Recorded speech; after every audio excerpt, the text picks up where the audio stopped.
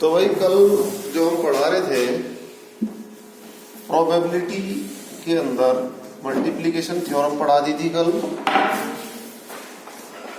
और independent event कल पढ़ा दी थी लगभग। उसका उदाहरण भी दे दिया था शायद। पेज नंबर बता दोगे जरा मुझे? 559। अबे यार ये तो फर्स्ट बुक उठा ली मैंने, सेकंड इसके नीचे दब गई।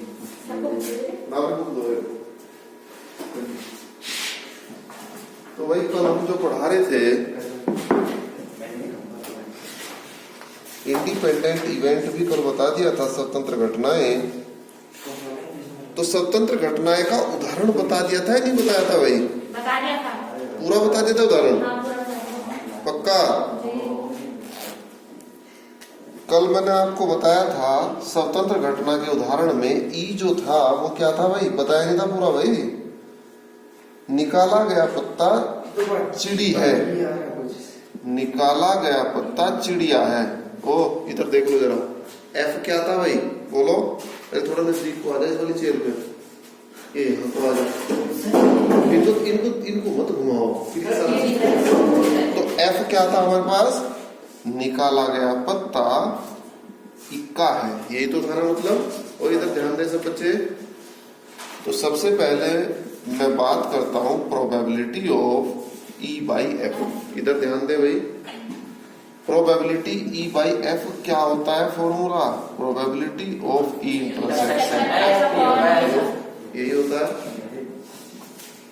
अब मुझे आप इनकी प्रायिकता बतानी शुरू करें। ई हमारे पास जो घटना है वो ये है कि चिड़िया का पत्ता निकाला जाता है। तो अगर मैं खाली प्रोबेबिलिटी ऑफ ई ज्ञात करूं तो चिड़िया का पत्ता निकालने की प्रायिकता कितनी होगी? 13/52।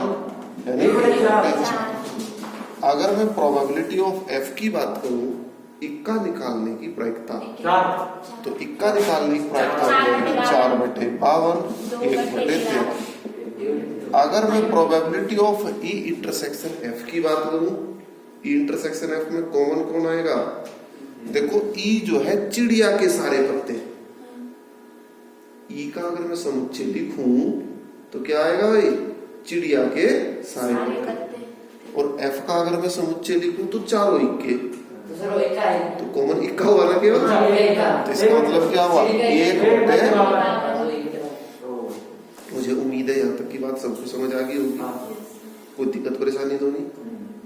अब इस फॉर्मूले में मान रखो आप probability of E by F is equal to, तो 1/52 और एफ कितना है? 1/13। 13 ऊपर चला गया, 13/52, 1/4।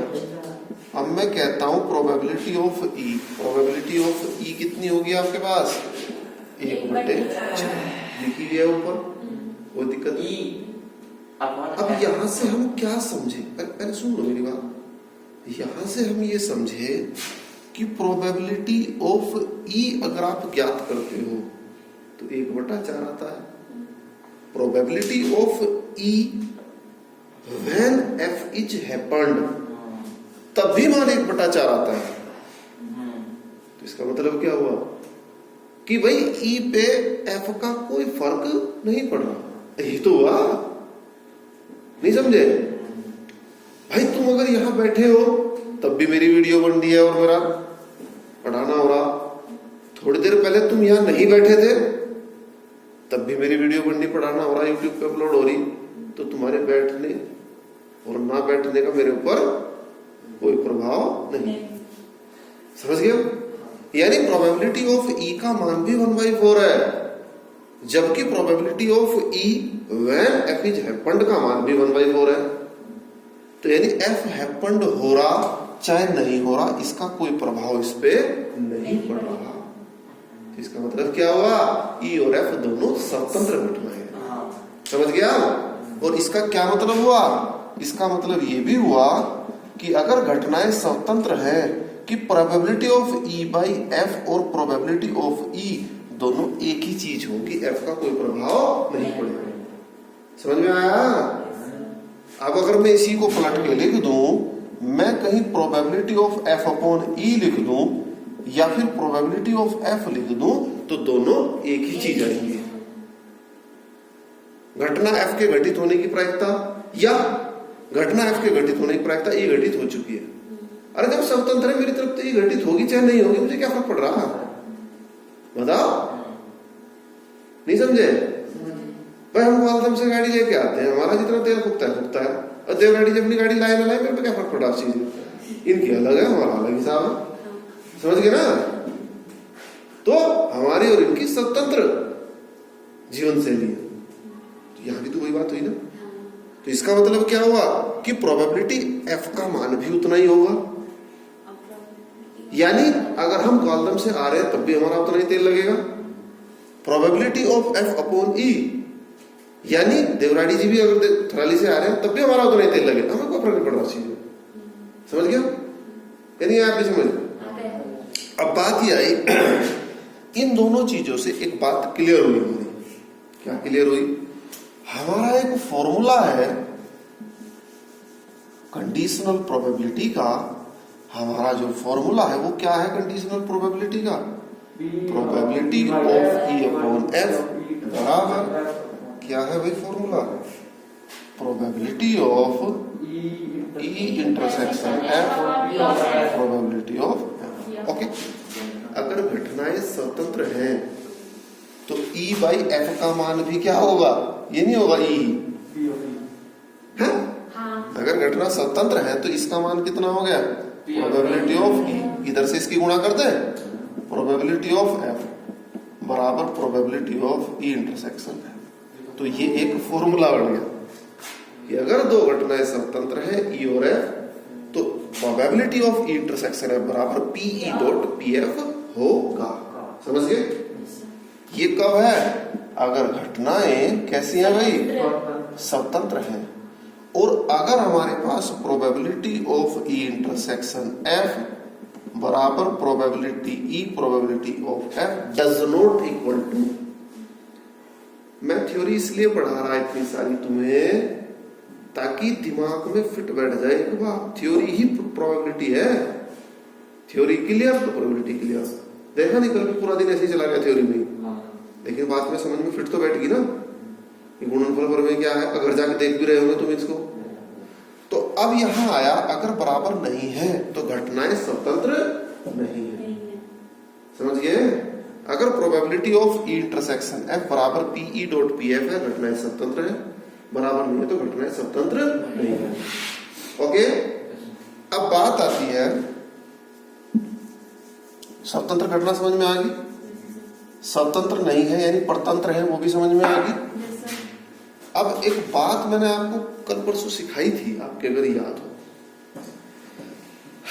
एक बात ये थी कि probability of E by F plus probability of E dash by F इसी, याद आ रहा कुछ, ये घटना एक दूसरे की पूरा घटना होती है, कॉम्प्लीमेंट्री इवेंट बोलते थे इनको, याद आ रहा कुछ। और ये घटना कुछ इस तरीके की होती है, अगर हमारे पास सैंपल स्पेस क्या है, एक पासे को उछालना, तो पासे को उछालने का मतलब 1 2 3 4 5 और 6। तो यहां अगर मैं सम घटनाओं का ई मान लू तो सम घटनाओं के अंदर क्या क्या आ गया भाई, 2 4 6, और एफ मैंने क्या माना, विषम, तो 1 3 5, ठीक है। तो अगर सम को मैं ई से मान रहा तो विषम वाली को क्या ई डैश भी बोल सकता हूँ या एफ भी बोल सकता हूँ, और दोनों का जो इंटरसेक्शन है यूनियन, ई यूनियन ई डैश है, वो क्या होगा भाई, सैंपल स्पेस। तो ये होती थी पूरक घटना।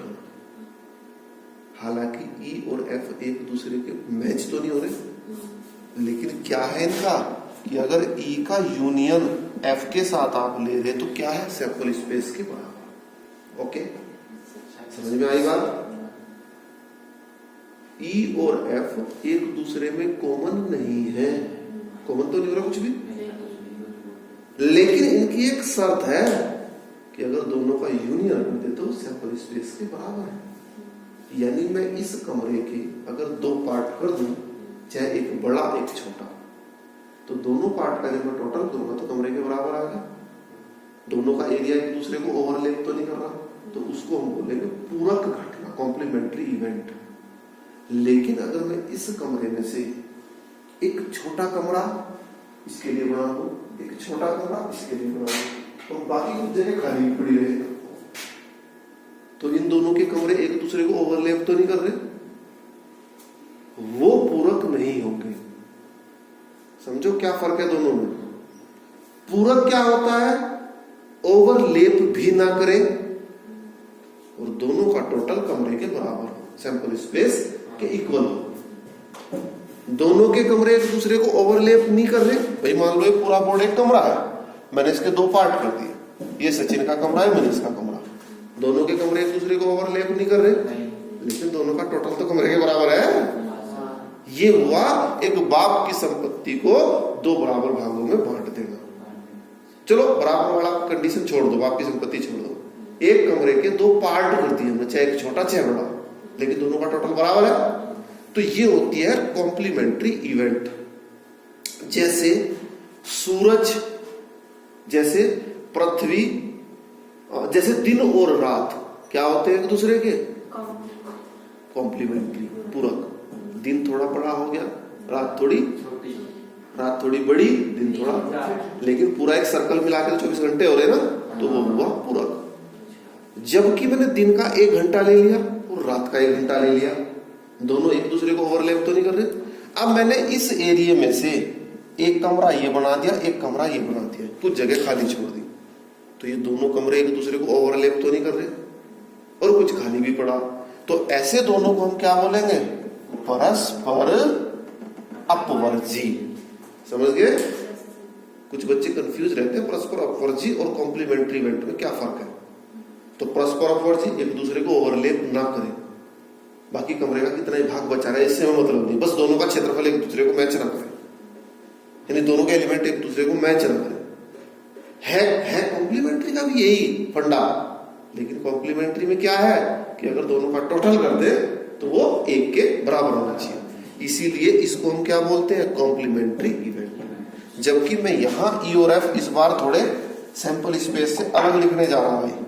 ई मैंने लिखा इस बार 1 2 और एफ लिखा मैंने 4 5। क्या ई और एफ दोनों एक दूसरे को मैच कर रहे हैं? नहीं। तो ये दोनों कैसे हैं? E and F are complementary नहीं, परस्पर अपवर्जी, म्यूचुअली एक्सक्लूसिव इवेंट। तो ये कैसी कहलाएंगी? Mutually exclusive event. दोनों क्या करें? एक दूसरे को मैच नहीं करें। तो इसका मतलब क्या है कि दोनों का जो इंटरसेक्शन है वो क्या है? 5। तो जब इंटरसेक्शन 5 है तो प्रोबेबिलिटी ऑफ ई इंटरसेक्शन है बराबर 0। समझ में आया? अगर probability of E intersection F अभी लिखवाया बराबर पीई डॉट पीएफ है तो क्या कहलाएंगी? स्वतंत्र घटना।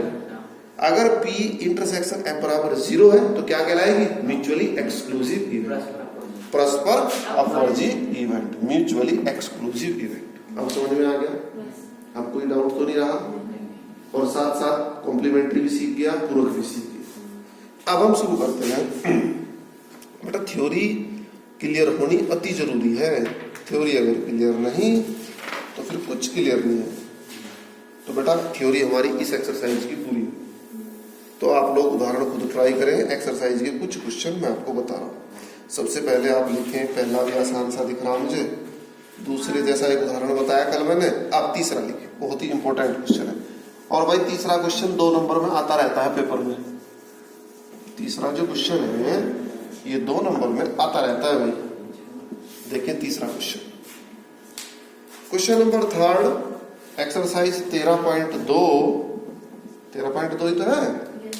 संतरे के एक डिब्बे का निरीक्षण, संतरे के एक डिब्बे का निरीक्षण कैसे कर रहे? उसमें से 3 संतरों को यदृच्छा बिना प्रतिस्थापित किए हुए निकालकर किया जाता है।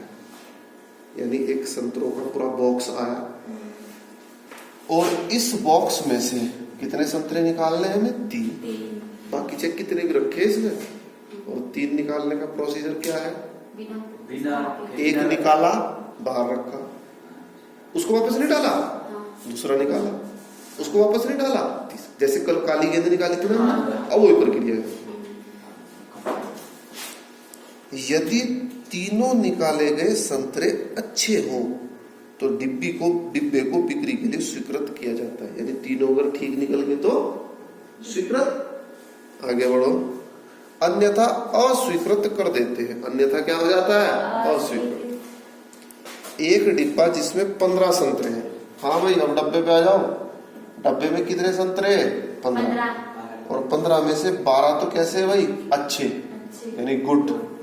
और 3 कैसे? बैड, खराब।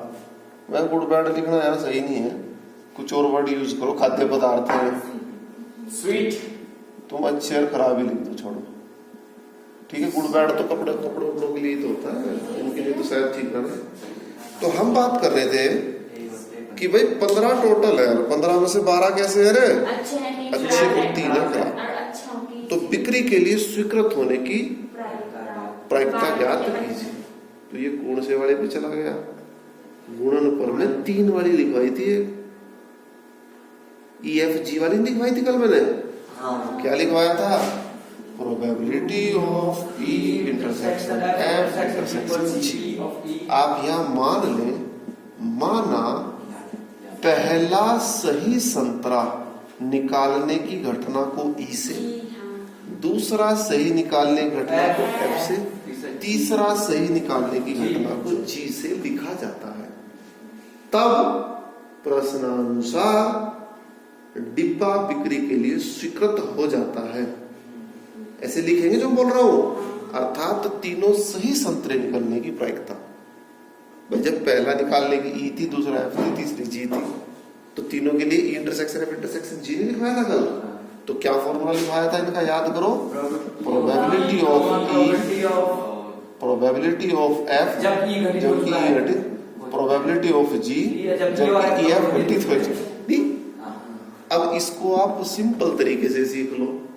इस डब्बे में से एक अच्छा संतरा निकालने की प्रायिकता कितनी होगी? 12/15। वो बाहर ही रखा, वो अंदर नहीं डाला। दूसरा अच्छा निकालने की प्रायिकता क्या होगी? 11/15। और तीसरा क्या होगी? 10/13। बस आंसर ठीक नहीं? नहीं समझ में आया? अरे मनीष, कल आया था तू? कल की वीडियो देखी घर जाके? उसकी तबीयत खराब थी। क्या हो गया? बुखार तो नहीं हो रहा? पहले अगर तबीयत किसी को खराब लगे स्कूल बताओ, मैं पहले बता रहा हूँ। क्योंकि कोई यहाँ नाम बड़ा नहीं हो रहा, कोई अटेंडेंस नहीं पूछ रहा तुम्हारी। स्कूल बताओ तबीयत खराब है, वीडियो घर पे देखो। मैं तो तुम्हें घर से देखने की सुविधा दे रहा, और क्या करूँ इससे ज्यादा? बताओ। आगे बढ़ो। तो भाई अब हम चलते हैं। ये हो गया भाई तीसरा क्वेश्चन।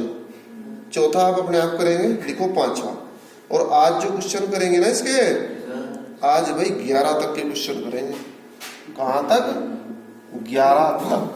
कल भी कोई होमवर्क नहीं मिला, ध्यान रहे। और कल आओगे, परसों की फिर छुट्टी है, 20 तारीख की छुट्टी है। 21 को क्या है? 21 का नहीं, 20 की छठ पूजा की छुट्टी है, 21 को आना है स्कूल, 22 की फिर छुट्टी। तो छुट्टी बहुत मिल रही तुम्हें बीच में, तो इसलिए जरा होमवर्क थोड़ा ज्यादा भी उसको करा करो। ये नहीं इसको पेंडिंग छोड़ दो, कल करके आओगे सारे को। तो लिखिए इसके बाद कौन सा बताना चाह रहा था भाई? लिखो 5वां। लिखो क्वेश्चन नंबर 5। अरे बड़े आसान है, तो लगाओ। प्रोबेबिलिटी तुम्हें देखना सबसे अच्छी लगेगी। तुमने अब सुनो, इससे पहले तुमने एलपीपी पढ़ा, तो एलपीपी के क्वेश्चन हुए नहीं गए, ये बताओ तुम। तो काम सारे होंगे। कोरोना में कॉपी चेक होगी थोड़ी, मैं मान रहा हूँ, थोड़ी सरकार रिलैक्सेशन देगी, लेकिन इसका मतलब ये नहीं तुम कुछ भी ना करो। हाँ, कुछ करोगे तभी रिलैक्सेशन मिलेगा। ये भी सुन लो। लिखे आप, एक पासे पर 1 2 3 लाल रंग से, हाँ भाई सुन लो, 1 2 3 रेड कलर से, और 4 5 6 ब्लैक, ग्रीन है। अरे यार, मैंने सोचा ब्लैक होगा, चलो ग्रीन। एक पासे पर, सुन लो भाई ध्यान से, 1 2 3 लाल रंग से और 4 5 6 हरे रंग से लिखा है। इस पासे को उछाला गया, मान ले ये घटना संख्या सम है। ये जो घटना है वो क्या है भाई? संख्या सम। संख्या सम है। और बी जो घटना है वो क्या है रे? संख्या लाल रंग से लिखी गई है। संख्या लाल रंग से लिखी है। संख्या लाल रंग से लिखी है। तो ए और बी स्वतंत्र है या नहीं? तो पहले एक काम कर ले, ए बी का आप प्रोबेबिलिटी निकाल ले। तो भाई प्रोबेबिलिटी ऑफ ए मुझे कौन बताएगा भाई? संख्या सम है, पासे को फेंका तो अपोन में क्या आएगा भाई? 6। इस बी को बताया भाई। ऐसी प्रोबेबिलिटी ऑफ बी में अपोन में तो 6 ही आएगा। अब पी ए में अनुकूल अवसर, फेवरेबल चांस कौन से हुए? सम संख्या। तो सम संख्या कितनी है भाई? 3। अब यहाँ क्या कह रहा? लाल। तो लाल कितने है भाई? 3। समझ में आ गया? तो कितना आ गया फाइनली? यहाँ भी 1/2। आपको स्वतंत्र घटना देखने के लिए पी इंटरसेक्शन, पहले इंटरसेक्शन चाहिए ना ए बी का। तो अब आप क्या लिखो यहाँ? A intersection B. संख्या सम है और संख्या लाल है, तो सम और लाल दोनों कौन सी है? क्यों? सम और लाल जिसमें दोनों चीज हो। अरे ए क्या है? संख्या सम है। तो अगर मैं अरे पागल हो, इसके अंदर एलिमेंट कौन कौन से आएंगे? सम में 2 4 6। संख्या लाल है, लाल में कौन कौन से आएंगे? 1 2 3। अब इंटरसेक्शन का मतलब दोनों का कॉमन। तो कॉमन क्या रहा? केवल। नहीं समझ में आया? जो सम भी हो लाल भी हो, तो ऐसा तो 2 ही है बस अकेला। तो अब इसकी प्रोबेबिलिटी कितनी आ गई भाई? नहीं समझ में आया? Probability of A intersection B बराबर 1/6। इसको 2/6 मत लिख देना, क्योंकि गिनती करनी। तो 1/6। अब क्या चेक करो भाई? बताओ। ए इंटरसेक्शन बी को चेक करो आप। पी ए और पी बी के बराबर है क्या? चेक करो। तो ए इंटरसेक्शन बी कितना आ गया? 1/6। पी ए कितना है? 1/2 डज नॉट इक्वल, बराबर नहीं। इसका मतलब स्वतंत्र नहीं है। बस समझ में आ गया? कहां तक दिए? 11 तक दिए। चल 11 वाली को फिर मैं बता दूं एक और। टाइम तो है अभी, एक और बता दूं। चल लिखो 11। बीच के कर लोगे ना, इन पर ट्राई करनी सबको। परस्पर अपवर्जी की भी कंडीशन तुम्हें बता दी, सारी बता दी ना कंडीशन। अब आप लिखेंगे 11वां क्वेश्चन। हाँ भाई, अगर आंसर गलत आए ना किसी क्वेश्चन का, थोड़ा ना तुम एक मेरे से फोटो मंगा लेना मेरी किताब का, क्योंकि प्रोबेबिलिटी बहुत मिसप्रिंट है इसमें। तुमने देख ही लिया था पिछला फोटो जो मैंने भेजा। मैं चाहे तो मेरी याद दिला देना, मैं जाके फोटो भेज ही दूंगा आज। देखो भाई 11वां क्वेश्चन। 11वें में क्या है बोलो? ए और बी स्वतंत्र घटनाएं दी हैं। तो स्वतंत्र अगर दी है तो सीधा लिख दो शुरू में ही क्या? P A dot P B. यहां लिख दो दिया है, नहीं दिया है? इसके मान रख दो भाई। 0.3। Probability of A intersection P A का मान कितना है बोलो? 0.3। पी बी का 0.6। तो मुझे लग रहा 0.18 आएगा। दशमलव के 2 अंक बाद लगेगी ना। तो आपके पास फिलहाल पी ए भी अवेलेबल है, पी बी भी अवेलेबल है, पी ए इंटरसेक्शन बी भी अवेलेबल है, नहीं है? आगे बढ़ो, क्या कह रहा है?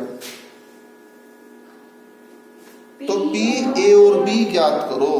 फर्स्ट पी ए और बी। बोलो भाई पी ए और बी को क्या लिखते हैं?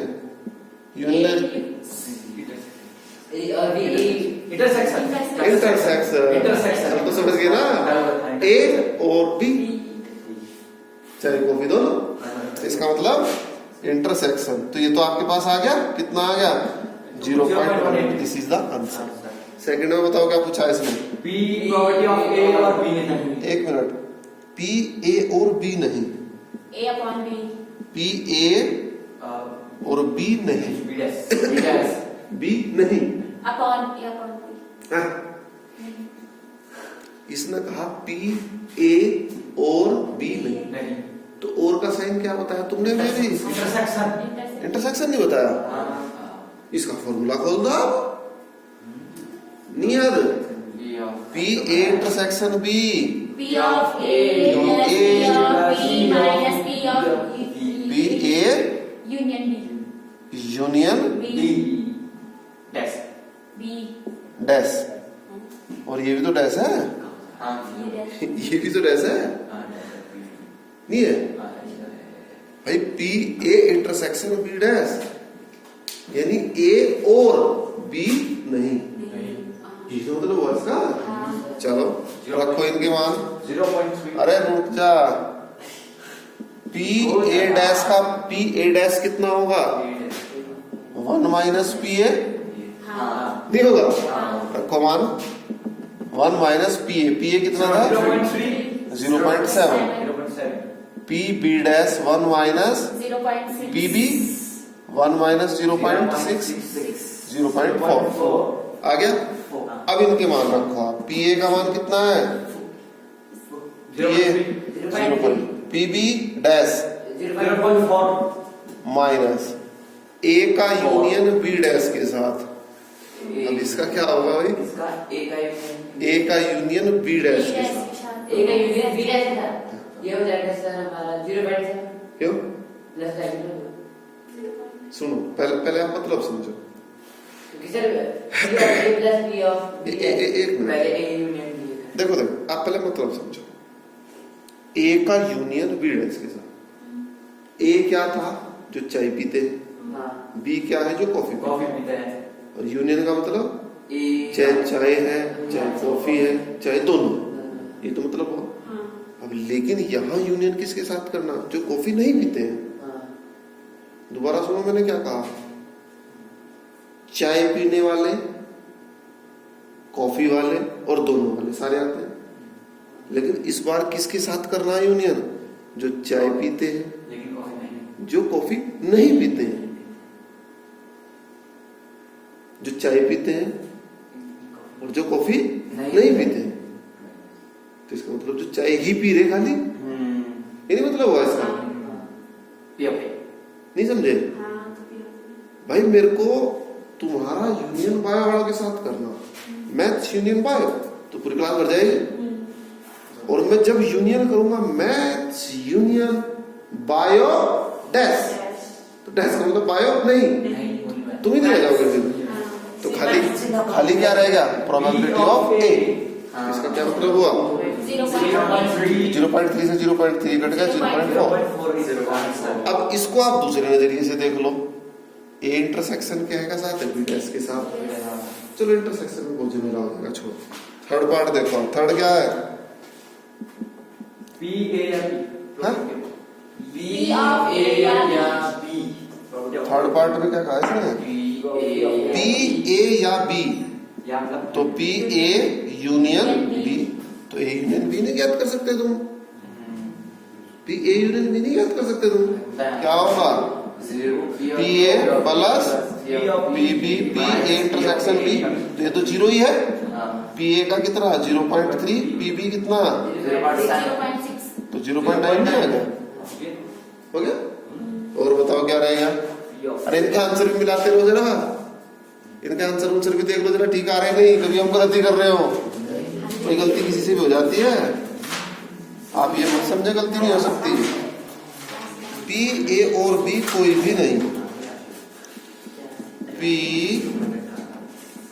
ए और बी कोई भी नहीं। हाँ भाई सही आया आंसर? नहीं. कौन से गलत आया? 0.7 वाला पढ़ो. कौन से का? थर्ड थर्ड का? पी ए या बी। तो पी ए या बी का क्या मतलब बताया था मैंने अभी? P of A. A union B.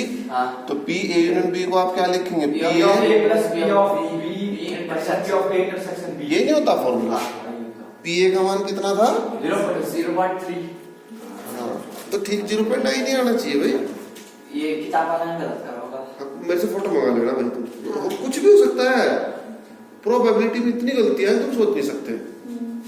पिछले एक्सरसाइज में देख लिया ना, तो तुम टेंशन ना लो।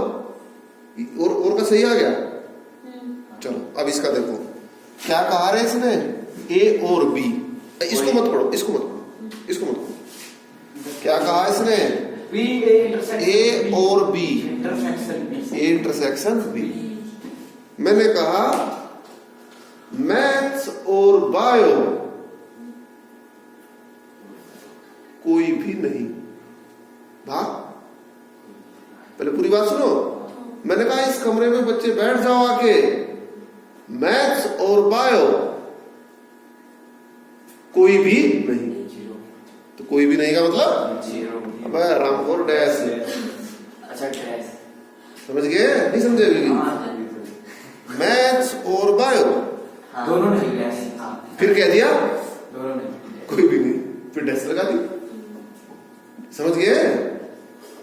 मैथ्स और बायो कोई भी नहीं, डैश लग गया। अब इसका फॉर्मूला क्या होगा भाई, 1 माइनस पी इंटरसेक्शन नहीं होगा? ये नहीं पढ़ाया था कॉम्प्लीमेंट्री इवेंट में भी। तो इसका मतलब क्या होगा, 1 minus 0 1। 1 is your answer। Intersection भी 0 नहीं है क्या? हाँ, 0 है। देखो भाई 1 है क्या आंसर? गलत हुआ अगर 0.1। हाँ? गलत आ रहा है। तो भाई इसको भाई उससे चेक करेंगे भाई पुरानी किताब से। तो ठीक है भाई, आज के लिए इतना ही काम। 11 तक के क्वेश्चन आप करेंगे, इसको किताब से मिलाएंगे भाई एक बार। अभी हम बहुत सही का निर्णय नहीं लेते। Okay bye.